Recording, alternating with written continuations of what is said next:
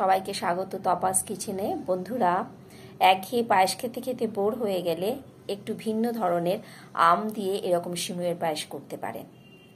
চলুন তাহলে আমরা দেখে নিই।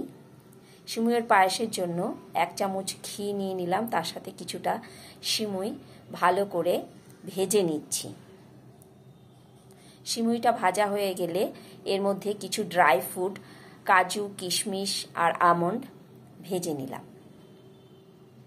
এই কড়াইতে দিয়ে দিচ্ছি 500 গ্রাম দুধ আর তার সাথে 100 গ্রাম মিল্ক পাউডার। ভালো করে গুলে নিয়ে মিল্ক পাউডারটা এর মধ্যে 1 চিমটে লবণ দিয়ে দিলাম, পায়েসে যাতে মিষ্টি ভাবটা ভালো আসে।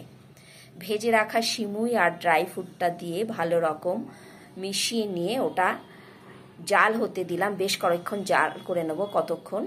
এবার একটা পাকা আম নিয়ে নিয়েছি ছোট ছোট করে কেটে, এটা মিক্সিতে ব্লেন্ড করে নেব। আমি মিক্সিতে ব্লেন্ড করে নিলাম। এবার সিমুইয়ের পায়েসটার মধ্যে দিয়ে দিচ্ছি সুগার পাউডার, 2টো এলাচ ফাটিয়ে দানাগুলোকে দিয়ে দিলাম, আর দিয়ে দিচ্ছি রোজ এসেন্স। ভীষণ ভালো ফ্লেভার হবে এটা দিতে পারলে। বেশ কিছুক্ষণ ফুটিয়ে নিলাম, পায়েস তৈরি হয়ে গেল। একটু ঠান্ডা করে নিয়ে ব্লেন্ড করে রাখা আম একটা বাটিতে নিয়ে পায়েসটা ঢেলে ভালো করে পায়েসের সঙ্গে মিশিয়ে নিলাম। এবার সার্ভ করে দিচ্ছি পায়েসটা কিছু ড্রাই ফ্রুটের সঙ্গে।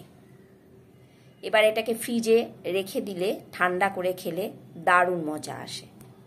চলি, আবার দেখা হবে অন্য কোনো রেসিপিতে।